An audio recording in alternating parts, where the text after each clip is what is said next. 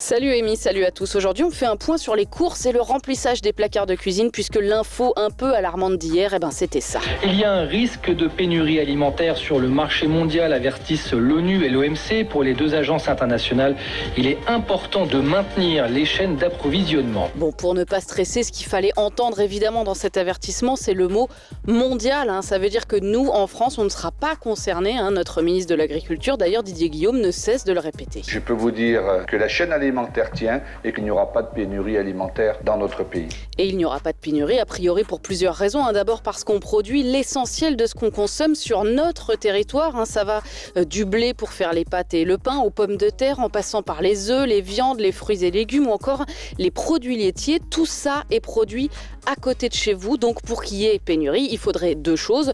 Un, que les transporteurs, les routiers ne circulent plus. Or pour l'instant, ils sont autorisés et fortement incités à le faire par le gouvernement. Et puis deux, il faudrait une pénurie de main-d'œuvre pour récolter, cueillir, conditionner la production. Ça, c'est réel. Effectivement, les travailleurs d'Europe du Sud et de l'Est ne peuvent plus venir. Le gouvernement a donc lancé un appel aux Français pour être exceptionnellement travailleurs saisonniers, appel auquel ont déjà répondu 150 000 personnes sur le site desbraspourtonassiette.wizy.farm. Bref, pour nous, a priori, pas de problème.